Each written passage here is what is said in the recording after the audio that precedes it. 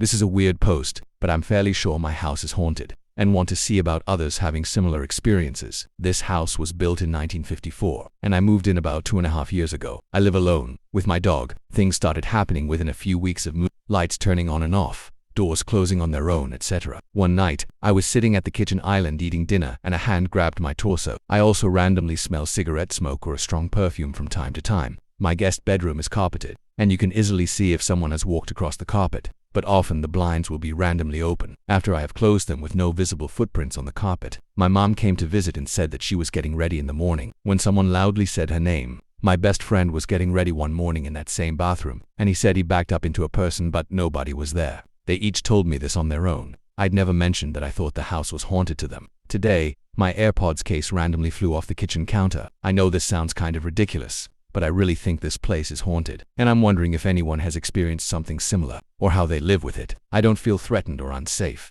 but it's just weird. When I was maybe 5, my mom did daycare. One afternoon, I was hanging out by myself in the basement, as I'd often do. I heard my dad call my name, so I replied back with, "What?" No answer. I walked up to the base of the stairs, looking up at the basement door, and replied louder, "What?" I figured he was either being stubborn or just didn't hear me. I walked up the stairs and opened the door. Nobody was there, not even the other daycare kids. I walked to the living room, still nobody. I walked to the kitchen and saw my mom and the other kids outside. I walked upstairs still looking for my dad, checking the bedrooms. He wasn't there. I decided to go outside and ask my mom where Dad was. She replied with, "He's still at work." Deep down, I knew that. He usually didn't get home until around supper time. I told my mom he must be home because I heard him call my name. She said it must have just been my imagination. I shrugged it off, but it never sat right with me. It wasn't my imagination.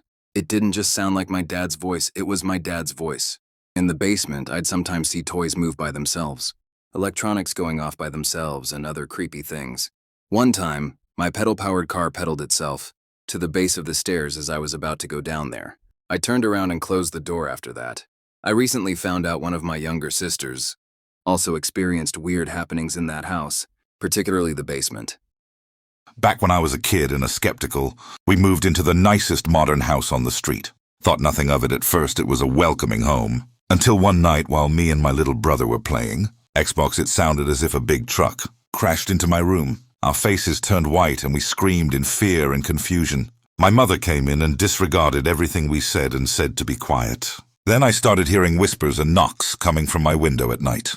But what really sealed the deal is when my mom's aunt used to babysit us during the summer. She would leave around 6 a.m. to go buy us breakfast tacos every morning. One morning after she left, I was awoken to what sounded like my mother's bedroom door opening and slamming. I can hear it coming from the end of the L-shaped hallway. Then that's when I heard footsteps, stomping on tile coming down the hallway, getting louder and louder. It was just me and my little brother who was asleep on the couch with me. I didn't know what to do. I had never thought I would be in this position, and I wanted someone to confirm what I was hearing. So I screamed my brother's name as loud as I could. He woke up almost instantly and looked confused, but then the footsteps went running back towards my mom's room and slammed the door. Yet I still went to go check, and nobody was there. Only my mother's aunt believed me. May she rest in peace. When I was 16, I played the Ouija with my friends at their house. I was only doing it to show them how ridiculous it was to actually believe that you were communicating with the dead. Man, was I wrong when I asked it questions only. I knew the answer to, and it was answering everything word for word. I couldn't believe it. I was freaked out and stopped playing, but I didn't realize. You have to close the portal before ending the game. After that, I started waking up to footsteps above the ceiling in my room.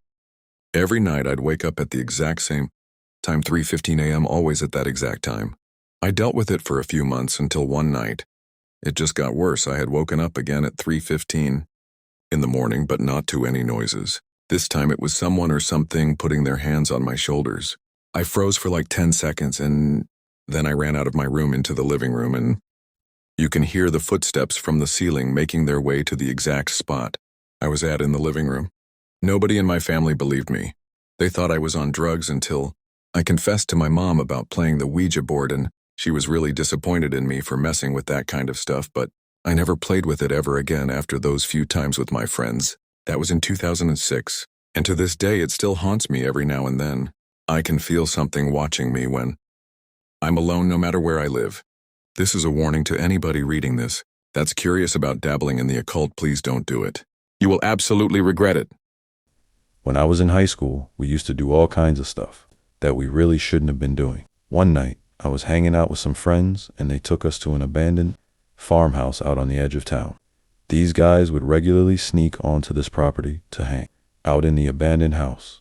So they were basically just giving me a tour of this place, and it was a super dark night.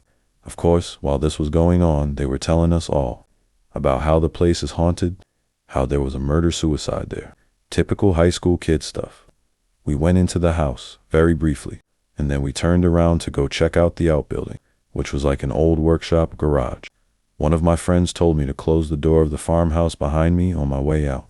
I was the last person out, so I tried to pull the door. Closed, and it stopped about halfway, and couldn't be pulled any further. I tried again. Then I tried opening the door all the way, and then closing it again, just in case there was something wedged between the door and the jamb that was preventing the door from closing.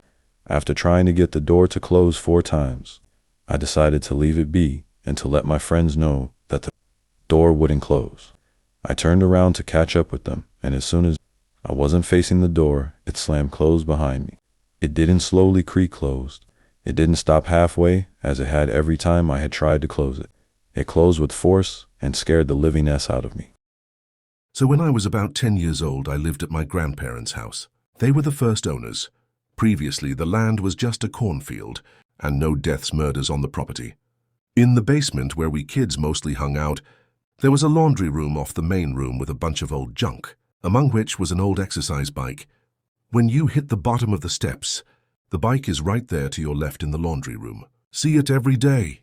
Now this bike had broken like a decade before I was born, and the brake was clamped down permanently. My younger siblings and I would play on it, trying to force the wheel to turn by putting all our weight on a pedal, then hopping on and seeing how long we could pedal before it jammed again. Usually it was like 3 or 4 rotations max, and it would take 2 of us, 1 on each pedal. Anyways, one day walking down the stairs and I hear the unmistakable dragging sound of that brake against the wheel. It's moving decently fast. As I register what I'm hearing, I'm already at the bottom of the steps and I see the bike pedals turning like someone was riding it. Almost immediately the momentum subsides, and within a rotation and a half, it stopped dead. After staring at in disbelief and trying to see through the fabric of space-time to see if I can see ghosts, I go up to investigate it. Brake still broken, still have to stand with both feet on it and push to turn. Done a WTF. None of the adults believed me since no one's ever died here. We can't be haunted. But it stuck with me.